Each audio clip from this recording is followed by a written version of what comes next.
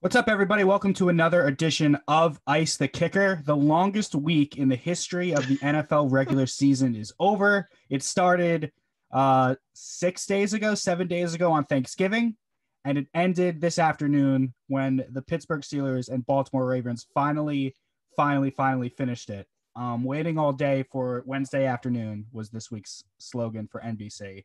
But, thank God that's finally. It was a weird vibe. I don't know how much of the game you saw. Yeah, But it was like weird on a weekday afternoon to just turn on a football game. It felt yeah, like very normally when this strange. happens, it's one of those like lower level college games that you really don't care about. But we hmm got some real NFL football on a Wednesday afternoon. Yeah, you got potentially best team in the NFL record wise, at least football playing. It was just like Wednesday, it's just it's Like such a why? weird. It's so yeah, such a weird thing. And like when people talk about like, oh, I wish I had football all the time. It's like, maybe not. Maybe we could leave Wednesdays out of it. Even Tuesdays too. You're like, it just doesn't feel right. I can barely do Mondays and Thursdays. Like when the Giants are on Mondays Yeah. and Thursdays, like it throws me off. Like I'm miserable on Sunday because I don't have anything to watch or that hmm that I truly care about. But Yeah. this was definitely something different, and obviously And the, because of the the COVID. time too. Yeah. Yeah, and the time 3 o'clock. The reason that it's 3 o'clock is Oh, because right now, the tree the light. the tree lighting is on. That obviously comes first.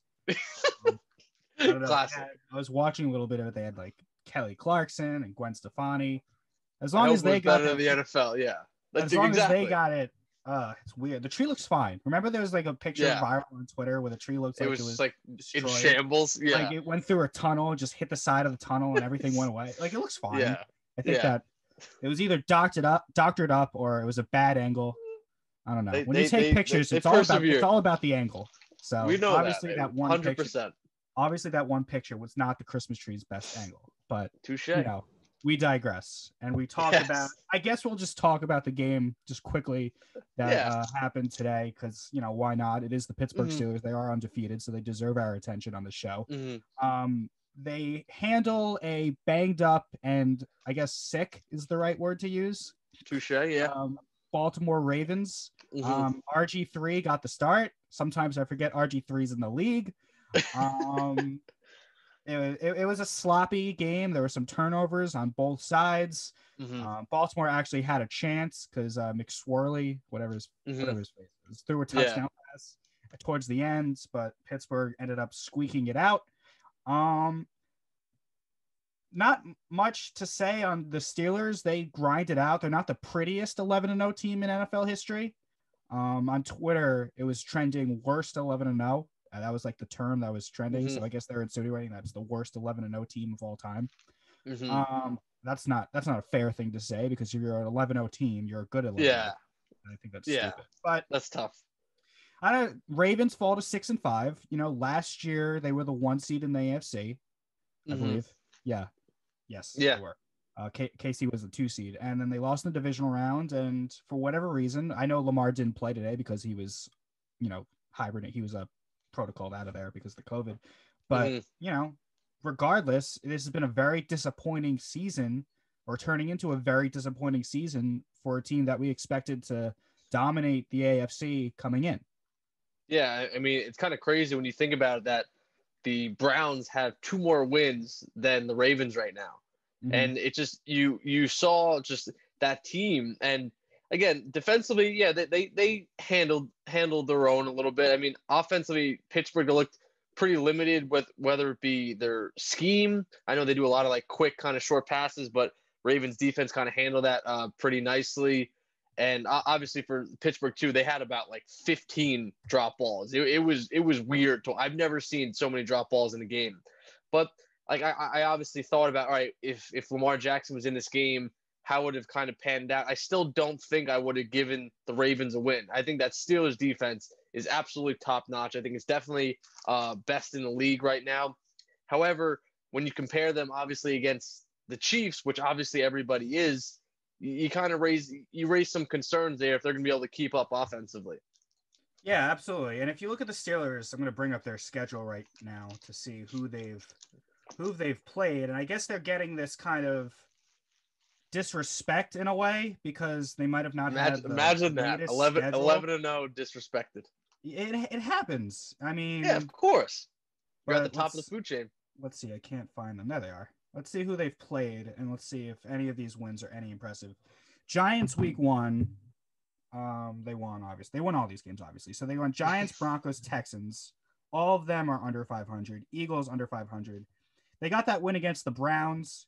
Handedly. And I feel like the Browns are disrespected too. They're 8-3, and people aren't really giving them that much of a shot in the AFC. Then you got the Titans, who are a playoff team, the Ravens, who massively disappointed, and then you got Cowboys, Bengals, Jaguars, Ravens again, and then they have Washington, Buffalo. Like it's not a very competitive schedule in terms of their other teams' winning percentage, but that's not Pittsburgh's problem. You play the games that you're scheduled to play. It's not their fault they're not playing Kansas City in the regular season. It's not their fault they're not playing Seattle or Green Bay in the regular season. So they're doing what they need to do.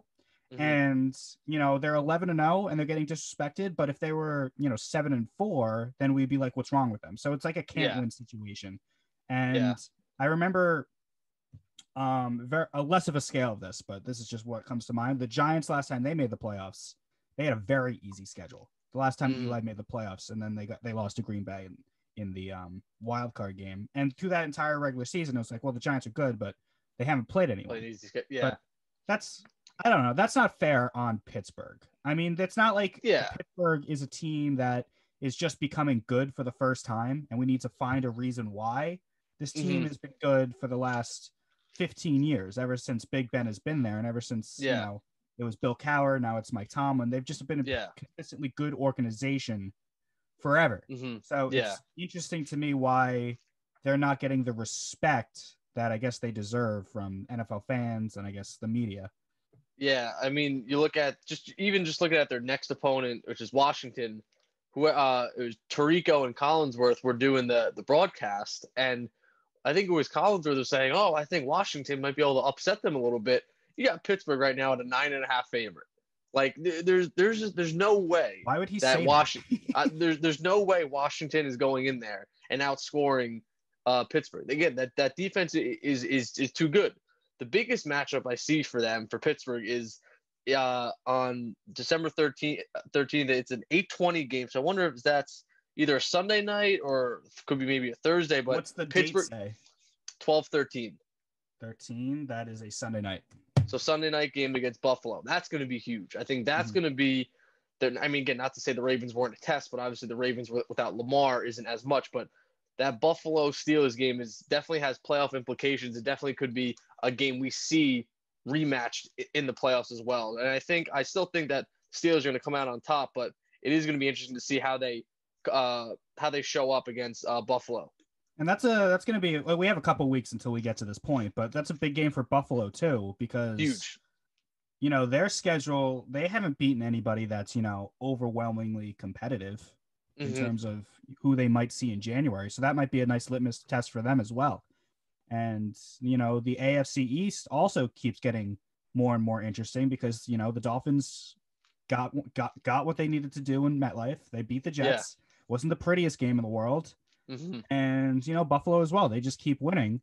And that loss, I guess, to the Bengals, or I'm sorry, the Broncos, still kind of stings if you're a Dolphin fan because, we're running out of weeks now in the regular season. Yeah, it's going to, at least for the Dolphins, and even the Patriots are slowly creeping up. Obviously, I don't think they're gonna have enough games to creep up, but they're not kind of the throwaway team that you kind of said a few weeks ago. So the AFC East is getting competitive, obviously outside of the Jets. But yeah, like you said, with the Dolphins losing the Broncos, yes, that was kind of shitty for them to lose. That was a game I honestly still think they should have won. But then you kind of go back to the Bills losing to the Cardinals with that insane play by Kyler and DeAndre Hopkins. So I guess we can call it even. We got a little lucky there. But the way we're kind of looking at it right now, and this is just about every division, is that you really start counting down how many games you got left, how many divisional games you got. Maybe you're playing a team that you need to be ahead of to make the playoffs. So everything right now is magnified times 100 right now. And this is where it gets interesting. And this is what we talked about prior to even starting this podcast was, are we going to see our favorite teams, the Dolphins and the Giants, play meaningful games in December. And I thank God we are entering a world in a year where this is actually happening. It's crazy. I don't think either of us expected our teams to make it interesting this far into the year. Dolphins next week have the Bengals. I saw the Bengals firsthand on Sunday. They struggle offensively. They really can't get anything done without Joe Burrow. It took, a couple of bad breaks by the Giants defense kind of letting up when they thought the game was over to let Cincinnati come back in. And obviously the injury to Daniel Jones didn't help in terms of the Giants separating themselves. But, hopefully Tua's back and they're home against Cincinnati.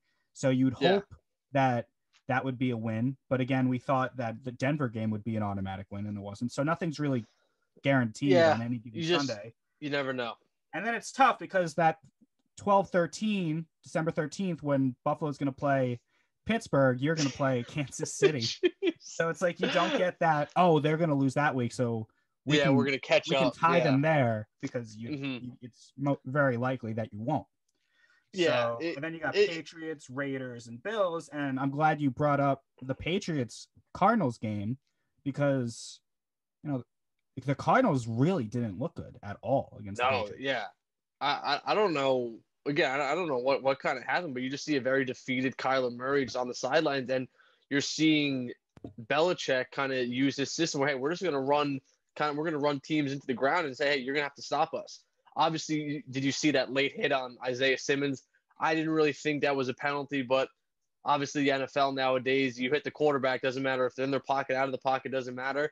You're probably going to get flagged. Hit them hard, gets flagged. There's an extra 15 yards for Nick Folk to kick the game-winning field goal. And as a veteran, you had an idea. You had a strong idea that this was going right down the upright. So it was kind of tip of the cap to the Patriots. But yeah, the Cardinals, especially in that NFC West, they got to be like, shit, like that was a game we should have won. And one play basically changed the whole outcome of the game. Yeah, the NFC West, everyone's still basically alive for it because, the Seahawks beat the Eagles on Monday night. And I'm sure we're going to get into more Eagles talk later. The Rams are in it because they beat the 49ers. And then the 49ers beat the Rams. Okay, I'm sorry. You're right. The 49ers beat the Rams. I'm not reading this correctly. So they stay alive. So Seattle's at 8-3. Los Angeles at 7-4, Arizona 6-5, San Francisco 5-6. So all of them are alive, technically for the division. Although San Francisco has to really catch up, and Seattle would have to lose a lot. But at least that wild card, all four NFC West teams are in it. It's again, it's just look. It's and even San Fran. It's like you take away their injuries, they're not a 5-6 team. They're at least above 500. And like you said, Seattle would have to lose kind of a lot of games to catch up. But if that happened, would you be surprised? Honestly, not really. Just that Seattle is a very hot and cold team, and their defense, they did well against the Eagles, but that doesn't say too much when you're going against Carson Wentz and that Eagles offense, who have done just about nothing this whole entire year. And we'll get into that a little bit later with the NFC East. But again, the division is still alive, and I think even for the Niners, they got to have hope. And they got Richard Sherman back. They had a couple other guys back too. So they're definitely kind of getting guys back in a position where they can make a playoff push. And it's got to be exciting for them to say, hey, even though we're 3 games out of first, you still got a lot of games left basically to kind of catch up because Seattle doesn't look too good right now. Yeah. You're absolutely right. And as we keep flying around the league, I guess, because there's just a lot really happened. A lot happened this week that determines what happens in the playoffs. The 4:00 game on CBS, the Chiefs Buccaneers game. Buccaneers, yeah. That, the Chiefs come out flying, 17-0 lead. The Buccaneers chip away and come back, but their comeback falls short.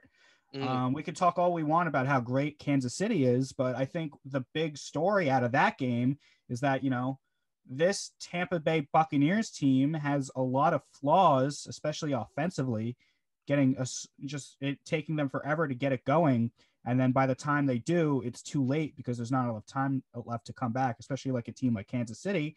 And, that defense struggled too, especially with Tyreek Hill running up and down the field like he was a gazelle. It was insane. Yeah. It was something we never really saw before. Had over 150 yards in the first 20 minutes of the game. Yeah. Yeah. I mean, you look at Tampa Bay defense first. you let up 543 yards. I don't get 27 points to only let up with that amount of yards is honestly a gift to them. And you saw that Kansas City, they could score at will. Like they're playing a different game when they're out there on offense. So I heard someone talk about it, and it was just basically saying, like, if you have to stop this team with anywhere from 30 seconds or more left and you're have a lead, it's not safe. It's absolutely not safe. You have to do whatever you can to make sure you're the team who has the ball last. So strategically, I think that poses a threat to a lot of teams and coaches, and then just kind of figuring out what you want to do, because you cannot give this team the ball back with any amount of time. You absolutely just cannot. And Andrew Reid talked about it and was saying how, oh yeah, like I had a minute 30 left with Patrick Mahomes, I was going to get it done, and obviously they did. And it was good that you referenced how Tampa Bay, they get going so late. And even though the final score was 27-24, it didn't feel like that game. I was wondering, it didn't feel like that score. I was wondering if you thought the same. Yeah, absolutely. Once it was 17-0, I was like, this is gonna be a complete blowout. Mm-hmm. And even though Tampa Bay made a comeback and looked like they were gonna make things interesting, it never really felt like it was a legit comeback. Mm-hmm. You know, there's sometimes when you're watching a game and a team's coming back and the momentum's on their side as well as the point spread dwindling down. It just felt, even though Tampa Bay started scoring, that Kansas City ever lost momentum. I think that was the big difference. You always just felt like, oh, well, it doesn't really matter because Kansas City's just ballooned up such a lead in the beginning that it's insurmountable based on, you know, the time that's left and the lead that you have to make up. So I never felt like the game was ever in jeopardy for Kansas City. Also, any game that Kansas City plays, we say it time and time and time again on the show, you just believe that Patrick Mahomes is going to win the game. Mm-hmm. So until he doesn't, then I'm just going to assume that Kansas City is going to win. Yeah, no, I mean, I couldn't agree more. I wanted to ask you too a little bit, because we've seen obviously the Brady-Belichick relationship, and now we're seeing a little bit of the Brady-Arians relationship. I was curious your point of view on kind of where that stands, because I feel like we're seeing a lot more drama kind of unfold with 1 year of that relationship than all the years combined with Brady and Belichick. I was curious your kind of thoughts on that. Yeah, I mean, the thing with Brady and Belichick is there was never really that much drama, I guess, except for like media-generated drama. If you remember the Garoppolo drama when he was there and stuff like that, that was more of a media thing. The Deflategate, that was more things that were off the field than on the field. Like we never worried about, you know, Tom Brady and Bill Belichick not, you know, agreeing on a play call or on scheme, right? But this seems to be completely different because it seems like Arians and Brady have some sort of disconnect on, you know, how the offense should be run. And shouldn't be surprising because this is a quarterback on a new team, season where there was no training camp and you didn't get, you know, OTAs, and you there's not a lot that all these meetings are via Zoom and you're never really in the building with everybody. So I think that if we expected, just because he's Tom Brady and he's the best quarterback of all time, just to have this seamless transition this year to the Buccaneers with all of these restrictions and all these things stacked against him, I think I think that was a little unfair of us to do, but we just assumed it because it's Tom Brady. But there are definitely differences between the Arians offense and what he did in New England for 20 years. And I think that it was kind of naive of us to assume that it would be perfect, because when is it ever, right? Brett Favre left the Packers for a million years, went to the Jets. They didn't make the playoffs, right? The only time it was seamless was seemingly with Peyton. Like when Peyton went from the Colts to the Broncos, I don't really remember that much of a issue. In fact, I think he had one of the best seasons of his whole career, his first year in Denver. Yeah, that was like he had like that 50 touchdown year passes. So I think we were expecting that. But well, I think it just seems that, and it's funny, one thing you said, how we expected it to be seamless because he's Tom Brady, and it's clearly taking him some time. And then obviously that makes you think about other quarterbacks in the league, specifically rookie quarterbacks, how fan bases and teams, they're not even willing to give their own quarterback or new young quarterback 5 games, let alone and Tom Brady were saying the same thing. Hey, it's going to take some time. Like there's a human aspect of it. Hey, there's a brand new system. You're with new guys. There's chemistry issues, stuff like that. So I definitely think that you're seeing, and what sucks for Brady, obviously not much sucks in Tom Brady's world, but what sucks I for trade him, places with him. yeah, is I think some of the scrutiny he gets, people are trying to kind of bash his legacy and who he used to be by what he's doing now. Like, oh, Belichick's more valuable than Brady, blah, blah, blah. Like, we're comparing Brady now at 43 years old in year, 20 of his career to what he did with the Patriots and Belichick and Josh McDaniels 10 years ago, 5 years ago. Like, that to me doesn't make any sense, how we can look at him and say, oh, like now he's not the GOAT because he can't play like he used to at 43 years old. Yeah. Please find me a quarterback. Even Patrick Mahomes, is he going to be doing this at 43? I don't think so. Has anyone done it at 43? No, there's no way. No way that anyone can, I honestly think, can do what he's doing. It is very Tiger Woods-esque that he's an older guy in a physical sport that is still keeping up with the young bucks. And honestly, you have to just marvel at the fact that he's still a starting caliber quarterback. You really do, because he is still in that top 20 at least quarterbacks in the NFL. And that's at the age of 43, and that says something. Yeah, I mean, if you look in terms of football, he was old 8 years ago. He's been old for a long time now. And then you take him out of where he's used to in New England, and you have to learn all these new things. I think we just saw the weapons that he was about to get in Tampa and compare it to the weapons that he didn't have his last few years in New England and just assumed he'd get better. But it doesn't necessarily work like that, because you got to learn the playbook and you got to learn, what the receivers do and how they run their routes and, how Arians likes the offense to be run, 2-minute drills, 4-minute offense, that kind of stuff, options with the running back. The chemistry with your center, right? All these things are up against you, and it's been rough for Brady, and they're still a playoff team right now. So I think I think Brady should get credit for that. Yeah, I mean, and on top of that, he's got 3,300 yards, which is second right now, and I'm pretty sure that's either in the NFL or even in the NFC. And he has got 28 touchdowns, which is tied for fourth. So, how many picks does he have? He's got 11 picks, so he's 28 and 11. So he's tied for 29. That's high for him, but but like, is someone going to look at that and say, I don't want 28 and 11? I mean, I think Eli had like 35 1 year. That's what I mean. So it's like people are really bashing on Tom Brady, but like obviously he's struggling a little bit with his deep balls right now.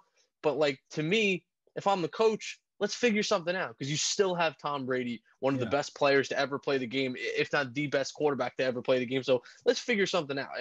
The problem I see with Tampa is there doesn't seem to be a willingness between the two to find a common ground. Agreed. I feel like Arians, for whatever reason, is a hothead, throws Brady under the bus. I don't know why. I don't know who would think that throwing Tom Brady under the bus is a smart idea. Yeah, no, that's what I was getting, kind of the same thing. I'm like, is it me, or does it seem like Arians is just like such a dick? Like, it just seems like he's constantly blaming Brady. Oh, quarterback's got to play better. It's like, no shit.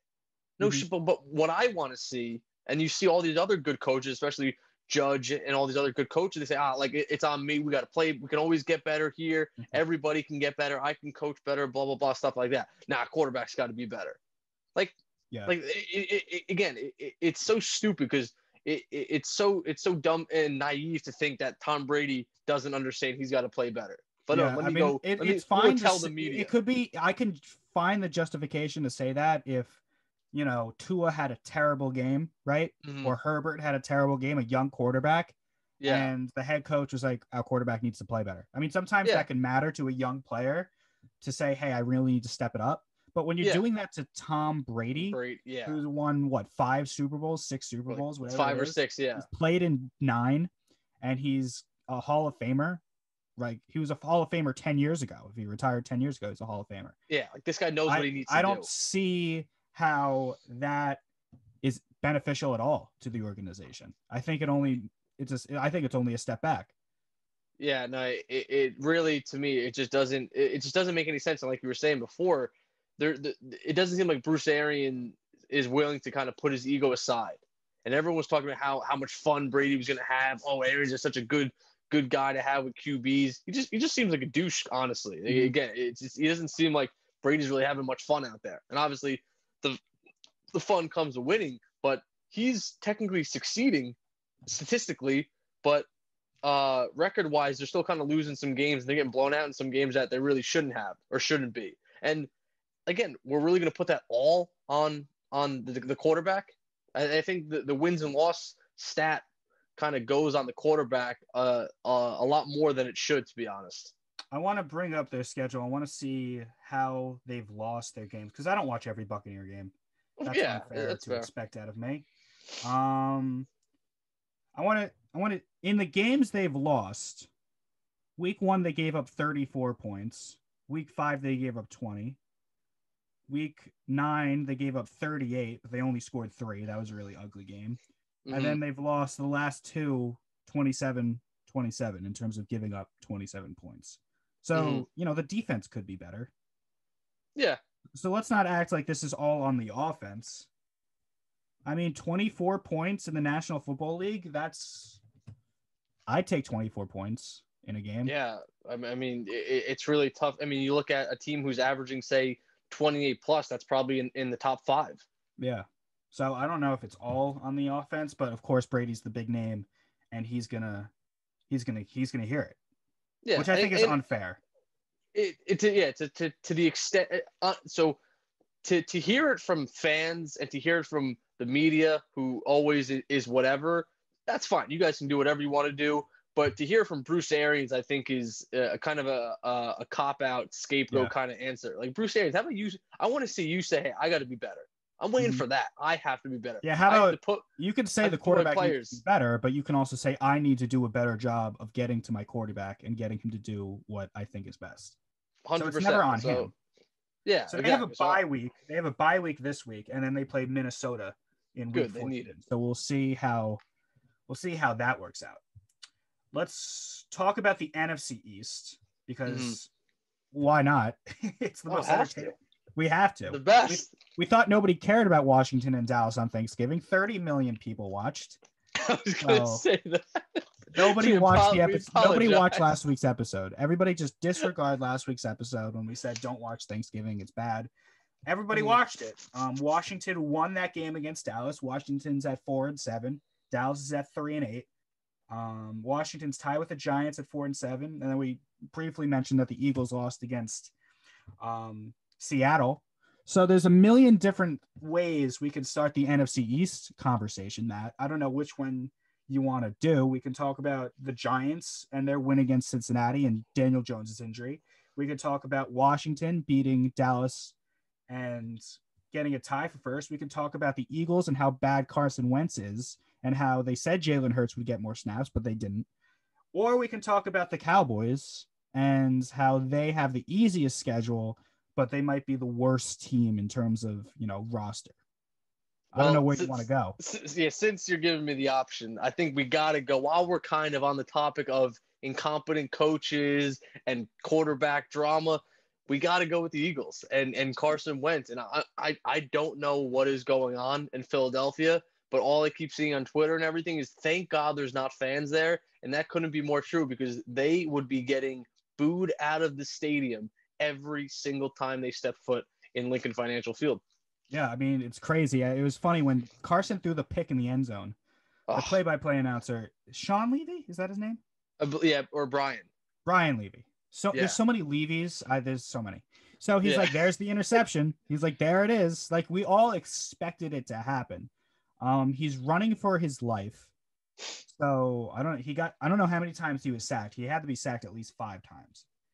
And not all of those were on his line. And even if you say like they were, like they've invested a good amount of money in Lane Johnson and Jason Kelsey on their line, and not all of them is on him. Obviously, some of it is on the receivers not getting open. I know Arcia Whiteside got picked before DK Metcalf, who they had a horrible time trying to guard. But you see though that he does hold the ball a lot. So you could say, hey, you got to throw it away. You're not expecting him to really scramble out. But some of the throws he's making, you're like, that was just awful. Like, especially that pick in the end zone just to wrap it up. Like, if you're Doug Peterson, why are you not pulling the trigger? It's getting me annoyed because, like you said, they were like, oh, we're gonna play Jalen Hurts more. And then you put him in for one pass play. Jalen Hurts goes, what, 1-for-1? And then you take him out. It's like what do you like? Don't even waste Jalen Hurts' time. Like, honestly. was it like a off report? Was it a bad report that they were going to do that? It must have been. Did they just lie, or did they just decided last minute not to? Like, I don't understand. I think Peterson's just trying to appease the fans. Why even say you're going to do that when you have no intention of doing that? Carson Wentz went 25 for 45, 215, 2 touchdowns and interception. And they got really good field position. Remember the first 2 drives of the game, for the Seahawks, they got stuffed on 4th down both times. Yeah. And, Carson Wentz just needs to move it 20 yards down the field to get field goals at least, at the worst. And they couldn't even do that. So right off the bat, it's a complete nightmare for Philadelphia. And then I don't know what to say. Like, it's clear that Carson Wentz is, at least for this year, completely out of it. His confidence is shot, and his ability, he's not making the right decision. He stares down one defender. I remember, who's the color guy on Monday Night Football? I'm blanking. Louis Riddick, or is it Greasy? I don't know. Whoever it is, he was saying that, he only stares down his one read. He doesn't go through his progressions. A lot of that's because he doesn't have time to do that. Which is fair. But it's just, enough's enough. Yeah, again, it's like, what are you waiting for? He's 27th in overall in his QBR. He obviously leads the league in interceptions with 15. And I saw on like PFF said like his turnover worthy plays, throws, he's got at least 10 more, which is crazy. And it just he's not doing well at all. And when you look at his stats, even in a clean pocket, because PFF has those stats somehow, his QBR is still not good in the pocket. So it's not like one of those things where it's just on the line. Like, he is simply not doing well in the year 2020. Again, you're not giving up on him in 2021 or 2022, whatever, but they can't afford to because he has so much money tied to him. Agree. And this is kind of an interesting conversation is like, do you swallow your pride and say, listen, even though we paid you, we're going to go with this other quarterback? Or do you say, all right, well, we invested in you financially, we're going to ride with you? And I think that's a very dangerous route to go down if you're Philadelphia. And we've kind of touched upon it, how clearly Doug Peterson is tying his own legacy in Philly with Carson Wentz. So if Wentz goes, I wouldn't, at least his skill and his starting job, I wouldn't doubt it if Peterson goes shortly after. Yeah, I think that those two are intertwined. I think if one goes, I think you have to, I don't think if Peterson goes and they bring in a new guy, you have the 2nd round pick in Jalen Hurts. Why wouldn't there be a competition, right? I feel like Peterson must have this loyalty to Wentz because they've been there for a long time, but it's not working. And it's a shame because this team, remarkably, is still in it, right? That's what I mean. The schedule's really tough. So maybe they're thinking we're not going to win these games anyway. Let's just see if we can get our franchise quarterback to start playing well and build momentum into next year. But they got the Packers, Saints, Cardinals, Cowboys, Washington to end the year, right? So NFC East obviously is bad. Any of those teams can win. So is it out of the realm of possibility that the Eagles can sweep the Cowboys and the football team in week 16 and 17? I don't think so. So that gets them to 5 wins. And then they need to steal one of the 3 against the Packers, Saints, and Cardinals. So what's a more likely scenario of that happening with Carson Wentz under center, who clearly isn't good this year? Or let's see what the kid can do. I don't see that there's I don't see if there's a downside to giving the kid the plays and giving him the start, and not a gimmicky, Carson Wentz lined up on the outside as a fake receiver. Actually Hurts running the offense. It literally it just makes no sense. And if you're a fan of the Eagles, and I only know a few, but like you cannot be defending Carson Wentz. Like when you watch him play, there's just nothing there right now. There's just nothing there. If you want to reference his MVP that he won 2-3 years ago, have fun, because that's the lamest excuse for why he should be playing in the year 2020. And again, you drafted Jalen Hurts. You've seen what he can do in college. He's a Heisman winner. Why not just see? Just give me. Again, he was 3 for 3 in the game. Give him even a drive. How about that?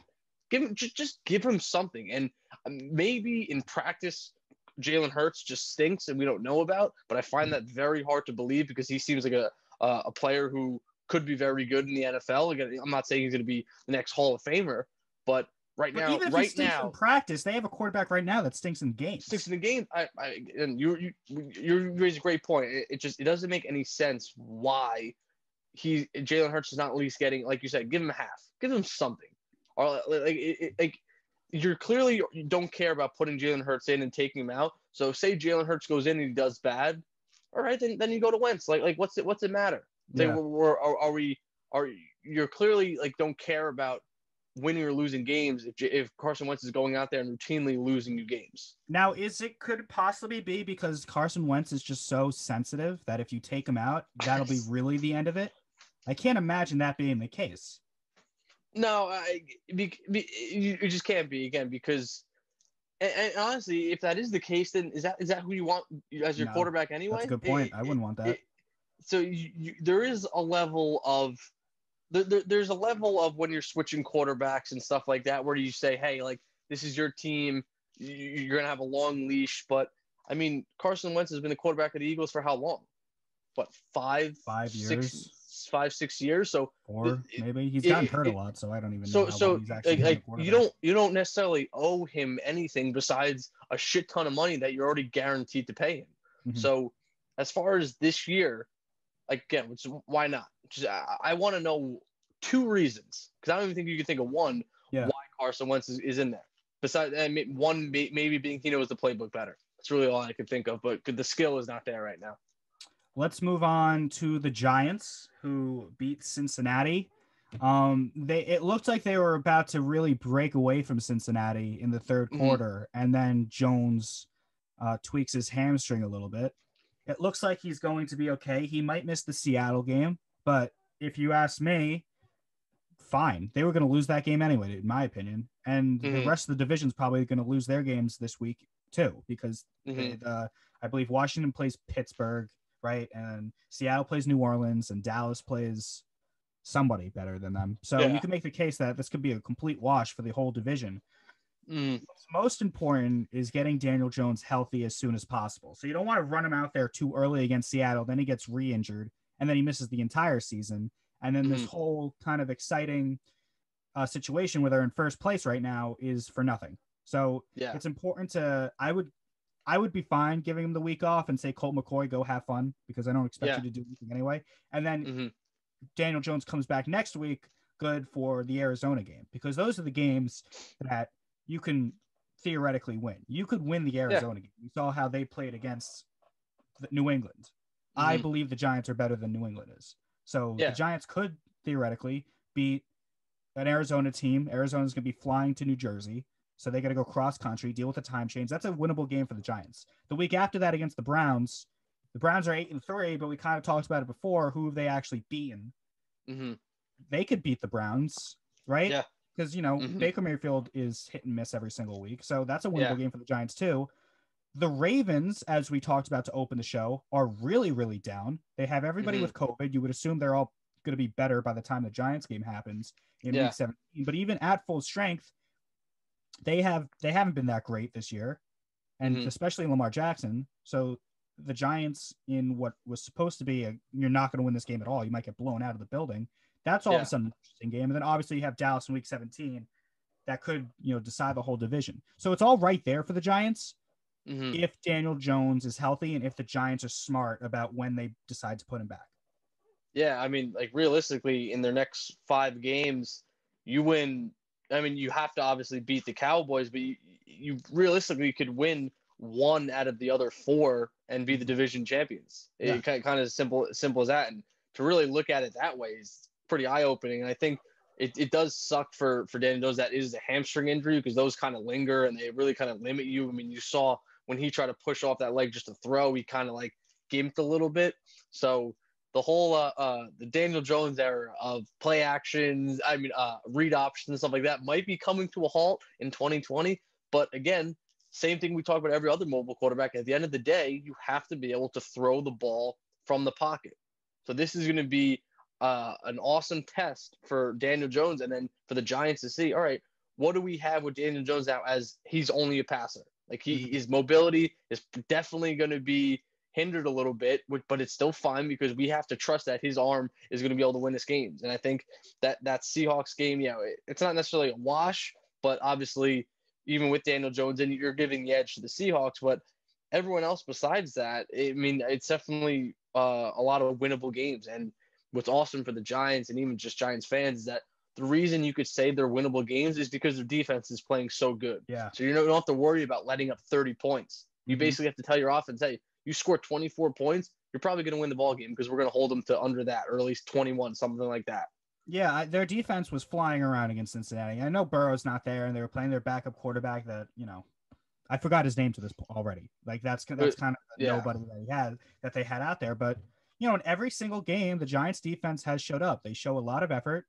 They have some really, good signings. The Blake Martinez signing was great. The Bradbury acquisition was great. Logan Ryan is flying up and down the field. They got McKinney back last week. So things are starting to look good for the Giants defensively. We'll see what happens when they play a future Hall of Famer in Russell Wilson out in Seattle. Yeah. So we'll see what happens there. That's a huge test for them, not only for this year and their playoff push, but like moving forward through this very young defense. But what I'd be more concerned with the Giants in terms of moving forward is, even when Daniel Jones comes back, as you said, his legs in terms of his mobility and like the read option, that's going to be compromised. And what has made the Giants so successful, remarkably, without Saquon Barkley, is that they're rushing 100 yards a game. I think 7 of the last games they've ran 100 yards on the ground, and a lot of that is due to Wayne Gallman, who's been tremendous. Now, without the threat of Daniel Jones running himself, now do defenses not really game plan for that anymore, and they really focus on Gallman and say, hey, Daniel Jones, beat us through the air, because, he has the tendency, Daniel Jones, to throw the ball to the other team sometimes, right? So I wonder, when Daniel Jones comes back, how much of his, I guess, ability to run around the pocket, read option, extend plays with his legs, how much of that is compromised, and how that affects the offense as a whole, especially the rushing attack. Yeah, no, I mean, I agree. That's next level thinking on your part. So tip of the cap to you there. But it's a numbers game. And like you said, if you don't have to worry about Daniel Jones, that's one extra guy who can hone in on the running back. And also, too, I think Wayne Gallman's been a stud, been an absolute stud. Like they had no belief in him early in the year. They brought in Devontae Freeman. Now you forget that Freeman's even exists, right? Yeah. He's been really, really good. And we talk about a lot, like, was Barkley worth the second overall pick? It's hard to imagine Barkley doing that much better than what Gallman's done the last 7-8 games. Yeah, it's because if Gallman and the kind of the committee that they've been using has been putting up 100+ yards, like, are you really going to say what Saquon's going to put up 200 yards? Yeah, like, I mean, he has that ability. He can do that. He's not going to do it every single game. But that's the point. It's like, is he financially 3 times? Is he worth 3 times the amount that a Wayne Gallman is? And that's where obviously it gets interesting. I wanted to touch a quick stat, because obviously past 3 games the Giants have no doubt won, but even more so, Daniel Jones hasn't turned the ball over. However, with that, he's thrown a lot of balls that could have been turned over, though. That could be. I haven't watched too many, because the Giants and the Dolphin games have kind of been conflicting a little bit. But in the last 3 games, so they beat Washington, they beat the Eagles, and they beat the Bengals, he's only had 1 touchdown. I don't know if that's like concerning at all, because they're still putting up points. Yeah. But he is in those 3 games. He's got 1 touchdown, and then he's got no turnovers. So it's kind of your thoughts just on that, and that's just kind of stat looking right now. Well, the Bengals game, he only really played half the game. His throws were fine. He had 1 big play to Ingram that got them down to the 1-yard line, and then they punched it in. I'm trying to think of the other games. The Eagles game they're winning all these games really ugly. So the Washington, it's Washington, 27-17, Cincinnati. I'm trying to remember when that touchdown pass was. I don't know when that touchdown pass was. I think it was Washington, maybe. I don't remember him throwing one against. Yeah. The Washington one was the last time he had a touchdown. I mean, that's just, I guess, the way it's going to be this year. I think the Giants found a way to have Daniel Jones be more of a game manager kind of quarterback instead of a guy that's going to sling it around like a Breeze or a Mahomes, because he's not that kind of quarterback in his development yet.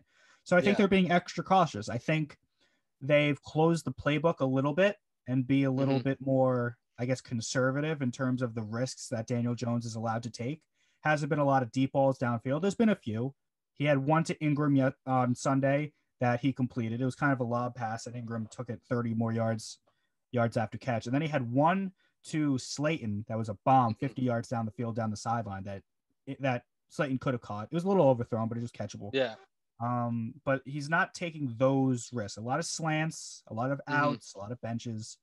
So I think that's good, because you have to make an adjustment as a play caller. And I think Jason Garrett's done a good job this year making an adjustment with Daniel Jones, saying, hey, it's not worth these deep throws down the field that could get picked off when we have the ability just to do these 8 to 10 yard outs and then have our receivers, get it from there. There's been a lot of times that Jones has thrown short of the sticks on 3rd down and his receivers have made a play. Shepard made a couple plays. Ingram's made plays.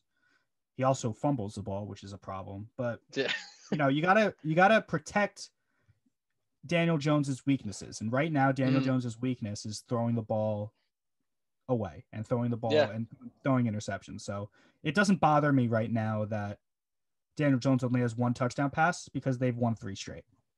And that's kind of what I was going to get into is, if you were to say after the Buccaneers game where Daniel Jones had 2 touchdowns and then 2 interceptions, if you were to say, hey, over the next 3 games or 2.5 games, Daniel Jones is going to have 1 touchdown, but he's not going to turn the ball over, many fans would be like, nah, like I need better than that. But like you said, at the end of the day, you're 3-0. So again, we keep talking about how that turnover margin is just so huge. Like you cannot afford to give away drives. I mean, I know coaches say this a lot, and I'm hearing a lot that as a quarterback, you have to make sure that every drive ends in a kick. So you either want to score a touchdown and then you kick the extra point, get to field goal range, you kick there, or you punt it. And then when you really kind of think about it in that aspect, it really changes the game, because who knows if there's a muff punt, especially with the Giants. Their defense is really good that they're not letting up a lot of points. All you have to do is make sure you basically just don't turn it over, and especially don't turn it over in your area of the field. And then that's what we're seeing as of now. And it's going to be interesting to see. I mean, statistically right now, Daniel Jones has 8 touchdowns throwing and then 9 picks, but they won 3 straight. So you can't be mad at that at all. Let's do a little fun activity. You can share my screen right here. This is what we've been waiting for. So this is the playoff machine on ESPN. Very fun. So let's try to get the Giants and Dolphins in the playoffs, shall we? I think this is what we've been wanting to do for a long time now. So week 12 is out, so let's move to week 13. Great. So let's give the Dolphins the win against Cincinnati. Let's say the Giants lose, which we expect, to Seattle. Let's play Washington, Pittsburgh. We can give that to Pittsburgh. If you disagree with me, speak up, please. I will. Let's see. Where's the Bills? I can't find them here. Do they have it on? Are they? Oh, right, here they are. Okay, what do we think happens in this game? So, I mean, for this practice, we're going to give it to the Bills. But again, this is a game where I could see flipping it. And I really thought the Chargers were going to beat the Bills. And they kind of gave them a run for their money. Herbert had a pretty bad fourth quarter pick. But a team like the Niners with a more reinforced defense, I think, is going to be pretty interesting. And it's going to be a nice. And the Niners are home, test. So the Bills have to go across the country for the Niners. And we could always go back and switch it if you want. But your call for this one. let's give it to Buffalo because let's try to get Miami at least that wild card. Okay. Yeah. Yeah. So let's see. Let's do Colts over. Let's do that. Let's do this. Let's do this. Let's do this. Broncos and Chiefs. That's a good game, right? What do you like this game here? This game interests me. I like the Titans. For those listening on audio only, it's the Cleveland and Titans. I think the Titans. It's just that offense is it's too hard to stop. And I think unless you're the Steelers, like you're not stopping Derrick Henry. You're absolutely just not. I don't think this game matters in the playoffs. No, Chicago, Detroit, Chicago, Jacksonville's the Vikings terrible. There. We'll give it to the Saints here. Saints. This game's interesting. Dallas and Baltimore. Baltimore. This game is going to be on Monday, I believe, from tomorrow to Monday. Baltimore might not have everybody back, and they still might be like the timing might be off. I don't know how much practice they're going to get this week in preparation for this game. Dallas is going to have a week and a half off, so able to get a game plan for Baltimore. It really sucks for Baltimore that they had to deal with this, but it's their fault. They broke protocol. So what do you think here with the Dallas and Baltimore game?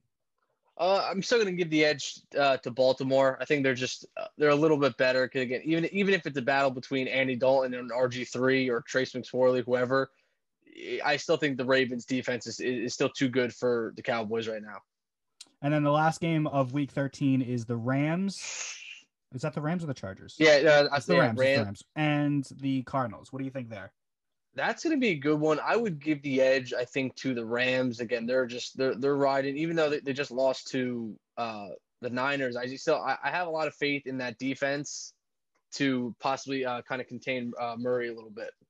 All right, so let's see. After our hypothetical Week 13, here was what we got in the playoffs. The Saints and Pittsburgh would be the 1 seeds in the NFC and AFC. The 2-7 would be in the AFC, Kansas City, Indy. And then Seattle, Minnesota in the NFC. The 3-6 would be Green Bay, Tampa. That'd be a good game. That's a rematch of a game earlier this year. And then Tennessee, Cleveland. And then the 4-5 would be our teams. There'd be the Giants and the Rams, who played earlier this season in Los Angeles. And then look at this right here. Right off the bat, wildcard weekend, you get that divisional round game, or not divisional round, the AFC East game. Buffalo and Miami.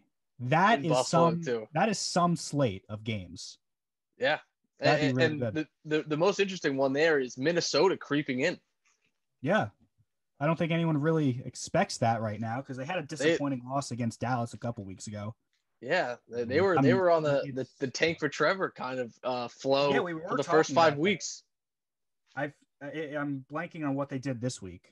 They won. They beat the Panthers, and that guy he muffed the punt.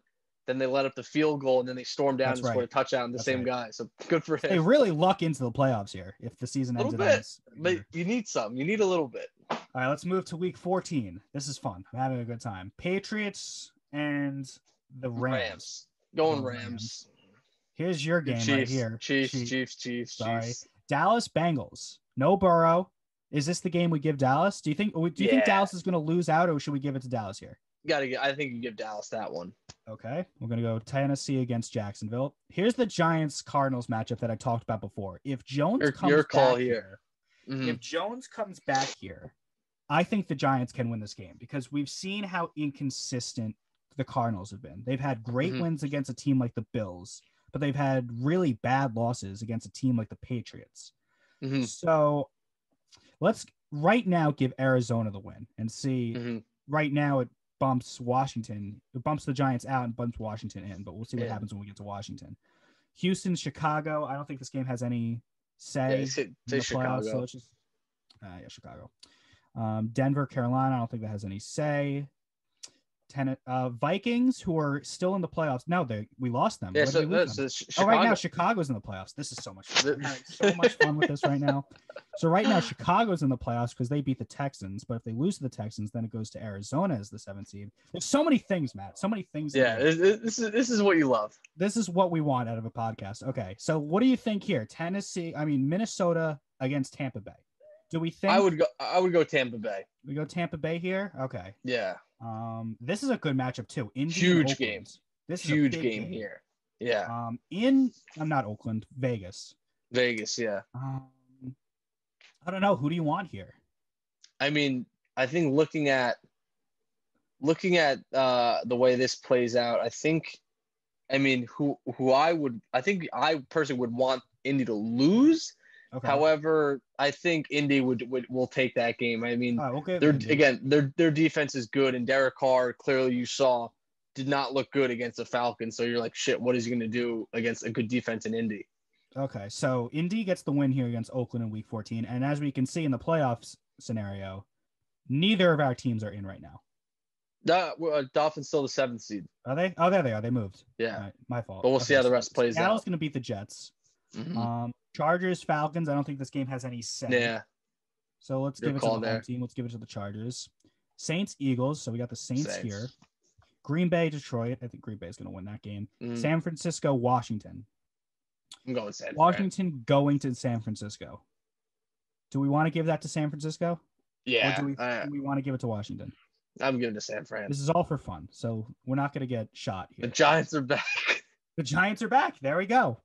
So, okay, so this is the big game we talked about earlier in the show. Mm-hmm. Bills, Steelers.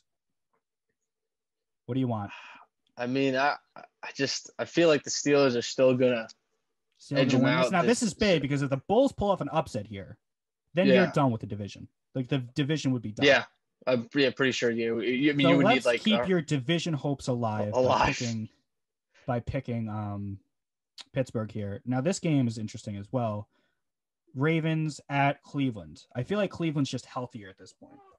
I mean, that is a good point. I mean, luckily it's in Cleveland, so I mean, if Cleveland were to win this, like, would I be surprised? Like, I don't think so. Again, we keep propping ourselves up on Lamar, but it's like he hasn't done too much this year. Let's do a full send. Full send. We're doing Cleveland. Going Cleveland.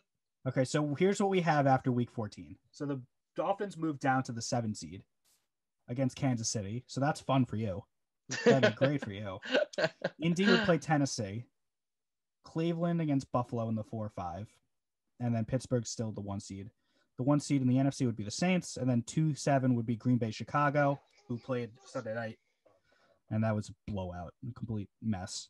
Seattle would play Tampa. And then the Giants still play Los Angeles. So is everything looking good so far? It's interesting how a Taysom Hill led Saints will get the first round bye. That's amazing. Weird to me. It's amazing how one click right here, say that the Giants win or the Giants. Oh, that doesn't change. But like, let's say this would change everything. If Miami click Bills over Steelers. Yeah. So if the Miami upset Kansas City, and it's not going to happen. I'm sorry, Matt. They would move from 7 to 5. Let's give that back to Kansas City. Let's say Buffalo upsets Pittsburgh. Does that move anything? Yes, it gives Kansas City the 1 seed. Yeah. That would be dope. Let's see. What else can we play with here? Let's see if the Eagles if the Eagles beat the Saints and everything else holds up. Now the Eagles are back in first place. And it changes the 1 seed. So let's give that back to the Saints. Let's move to Week 15. All right. This is going to be a long podcast, but it's okay because we're having fun. Nothing wrong with that. Let's give the Raiders over the Chargers. Let's give the Bills over Denver. Let's give Green Bay over Panthers. Let's give, Rams over Jets. Dolphins, Patriots. I mean, Dolphins always play the Patriots tough, and the Patriots aren't the same. And we're in Miami, so give it to the Dolphins. They've been good in Miami. Let's give it. Well, Finn's up in Week 15. Jacksonville, Baltimore. We'll go Baltimore because Jacksonville is going to be in the Trevor hunt. If the Jets ever win a game, I don't suspect they will. Let's give Indy over Houston, Tennessee over Detroit. This is another game that I've circled with the Giants and the Browns, right? Mm-hmm. So what did we gave the Giants? No, we gave the Giants a loss against Arizona in Week 14. So let's give them a win against Cleveland because you would have to win one of those 2 games. Yeah. Seattle's going to beat Washington, I would assume. Yeah. This is a big game. Let's do Minnesota beating Chicago. That would knock Chicago out and put Arizona in the 7 seed. So, it sucks for Minnesota that you win. You're not even in yet. Yeah. Tampa, let's say they beat Atlanta. Now, this is another one of those toss-ups, just like last week when the Cardinals played the Giants. Now, if the Eagles win, Then Minnesota's back in the 7 seed. If the Cardinals win, that gives the Cardinals the 7 seed. So what do you think? I would go Cardinals. Again, I have no faith in the Eagles offense. Just none. Now we got the 2 seed right now in the AFC against the 1 seed in the NFC with this Chiefs and Saints game. I hope that's a primetime game. That's awesome. I would assume it is. I would hope so. I would hope so too. Let's see what happens either way. If the Saints win, nothing changes. If the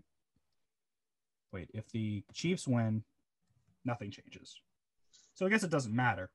Yeah. Unless the Chiefs win and we give the Bengals somehow beating Pittsburgh, which is not going to happen. So this game, although it's sexy, doesn't really mean much. Doesn't change that's anything. fair. Let's give it to Mahomes. Because until Mahomes doesn't win, proves otherwise. I'm going to say he does. And then San Francisco, Dallas. I'm going San Fran. San Fran. Now let's see if anything changes if Dallas wins. Needs that would give Dallas the 4 seed. Look at that. Look at that. We're getting close.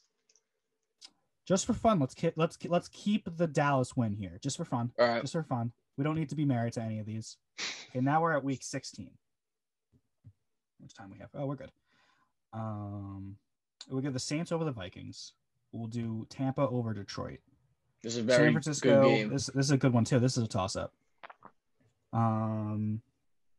Let's give. Where do we see the NFC West right now? It would be the Rams. You got Rams, Seahawks too. Seattle. So what a week of games this will be. Week 16 for them. So let's give it to San Francisco just for chaos. See how that ends up. Dolphins, Raiders. What do you got here? I'm going Dolphins. You're going Dolphins over the Raiders? Yeah, because week 17 for the Dolphins, I got them as a loss, unfortunately. Now, right now, that would flip-flop the 6 and 7. 6 and 7. That would give Miami the 6 to the 3 Tennessee. So that's a Dolphins versus Tannehill thing for you. That you're gonna that would be amazing. That would be an internal struggle. Poetic, absolute poetic. The Ferrara family is gonna have some trouble with that one. Got that right. Browns will beat the Jets. Giants, Ravens. This is fun. So if the Ravens win or the Giants win, that determines whether or not the Giants end week 16 with first place. What do you think here? I think the Giants can win this game, but I also think the Giants can lose this game.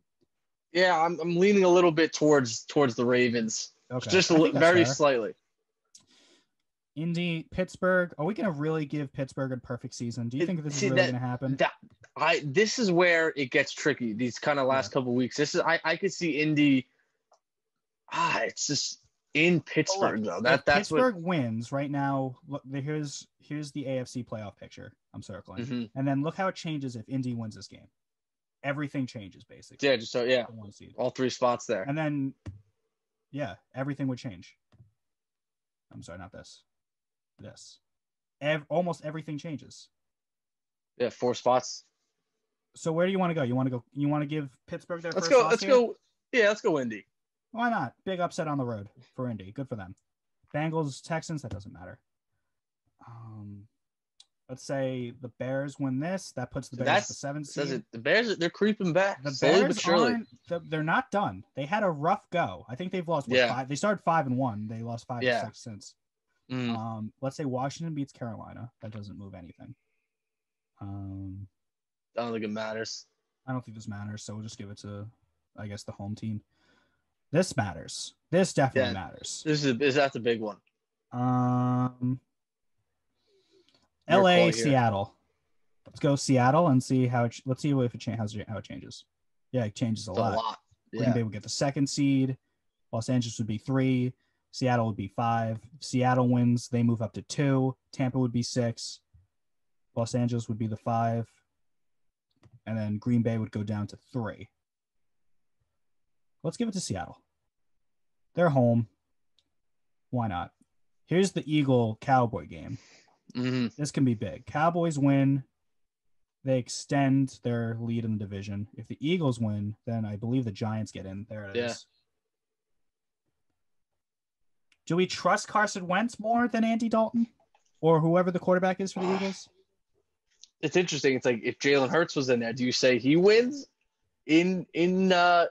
Based on what we've seen from Philadelphia so far, I don't see them winning another game this year, to be honest with you. Do we have them winning a game in week 15? I don't think we do. I don't think we did either. No, they lose here. They lose here. So then you go in Dallas? Let's go Dallas. So that keeps Dallas in the 4 seed after week 16. And then Green Bay will beat Tennessee, I would believe. And then Bills would beat New England. Mm-hmm. So here we go. At the end of week 16, it's Kansas City, New Orleans as the 1 seeds. The 2 7s would be in the AFC, Pittsburgh and Cleveland, and Seattle and Chicago in the NFC. The 3 6 would be Tennessee, Miami in the AFC, Green Bay, Tampa in the NFC. And the 4 5 would be Buffalo, Indianapolis, and Dallas, Los Angeles. And that brings us to the final week 17. Dun, dun, dun, dun. This is what makes the NFL just amazing. This is just because everything matters. So I don't think the Dolphins are winning this one. See, if the Dolphins win, though, they still don't win a division. Yeah, that's what stinks for them. But if they lose, they go to the 7 seed. So here they clinched already. So that's good for you. Yeah. So with it not mattering for Buffalo, they're other than being either 3 or 4. Mm-hmm. And, it doesn't matter for Miami either in terms of making the playoffs or not. So I guess this is just whoever you think. Do you think Buffalo's going to sweep Miami? Yeah, just because the win. Nah, because they're in Buffalo too. We never play well in Buffalo. Okay, so I wonder if they get. We'll see at the end of all this if they end up getting bounced. Yeah, maybe I'm just missing that. New England will give the Jets a losing winless season, so that's fun. Let's say the Ravens beat the Bengals. Let's give the Steelers the 15-1 season. Oof, that's interesting because now you just saw Baltimore snuck in over the Browns. Yes, they did. You're right. Tennessee beat the Texans. Nightmare season for the Texans, but we don't have time for that.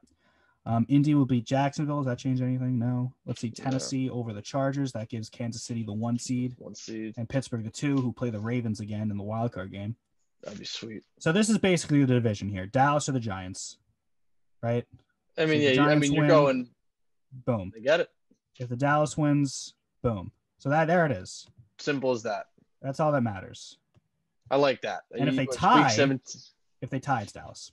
Oh, that hurts. That hurts. Well, the Giants should have beat the Dallas in October. Yeah, no, so serves them right. Got to earn it. For my mental health, we'll give the Giants the win. Mm-hmm. Eagles, if they win, does that change anything? No. If the Redskins they win, that changes anything? No. So that's good then. So you kind of control your own fate in a sense. Yeah. Green Bay will beat Chicago. That changes a ton. That changes a lot. Wait, where was it before? Can I go back to where nothing was chosen? I don't know. If Green Bay wins, the 2-7 would be New Orleans, Arizona. If Chicago wins, the 2-7 would be Chicago, Seattle. And that also changes the 1 seed and the 3 seed. Yeah. Green Bay would be the 3 seed if Chicago wins. Is Seattle out of the playoffs altogether? No, they're the 2. No, they moved to the 2 seed. I think Green Bay is a better team, so I think they'll win the game. Yeah.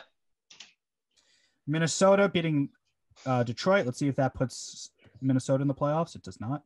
Does it? Wow. Interesting. Seattle will beat Carolina. Let's do Tampa over Atlanta. That flip-flops the flip-flop there. That's Tom Brady coming Tom Brady back. would play at MetLife Stadium against the Giants. That'll be fun. Los Angeles would play Seattle. Let's give Oakland the win. Doesn't change anything. Let's give Arizona. That doesn't change anything. But if they lose, does it change anything? Yes, it does. Yeah. Look at that. That knocks them out of the playoffs altogether. And that puts Minnesota in at 8-8. I don't think they'll lose to the Chargers, though. It's a must-win game. Well, they could. Or to the Rams. And then if the Rams win, that would flip-flop Tampa to Seattle, and then the Rams would play the Giants. What do you think happens here?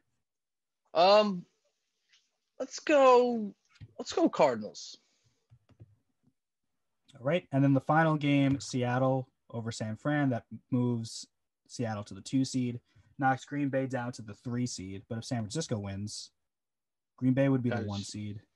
New Orleans kind of just a little flip flop there. So Seattle it doesn't 3rd seed. Which makes me think that Seattle probably sit their starters. So I honestly would give Niners the win there. Niners the win here. So this is what we got. This is what we came up with, Matt. So Kansas City would be the 1 seed. Mm-hmm. Green Bay would be the 1 seed in the NFC. The 2-7 would be Baltimore, Pittsburgh, and Arizona, New Orleans. The 3-6 would be Tennessee, Miami. That'd be fun in your house. And then Los Angeles, Seattle, and then Indy, Buffalo, 4-5, and then Giants, Tampa, 4-5. Click on the Browns for a second. I'm curious if that win might I'll put you to the 7 against Pittsburgh. Hold it on by a prayer. But it is interesting though, just to at least kind of from my perspective, is that the Dolphins have to beat the Patriots, they have to beat the Raiders, and they have to beat the Bengals. Beating the Bengals should be a shoo-in. The other two are 50-50 games, and you're basically afforded 2 losses to Buffalo and to the Chiefs, which you're kind of the Chiefs you're assuming. But I mean, going into this last stretch of 5 games, you're kind of, I mean, not to say it's in your hands, but it's close to it. Yeah. Let's say Miami loses to the Raiders. Let's see what this should get interesting. That gives the Raiders the playoff berth. So week 16, December, what is that, 26th? Yeah. In Vegas, 8:15 on a Saturday. Merry Christmas to you. That could determine who gets in. Where are the Dolphins here? Okay. And this already happened. There. That's not happening. Oh, yeah, no shot. Yeah. Look at that. So this is a big game here. This is the doozy. The week 16 against the Raiders. It seems like with the way it's lurking that we're kind of capped out at the 6th seed, which is fine. Who gives a shit? Yep.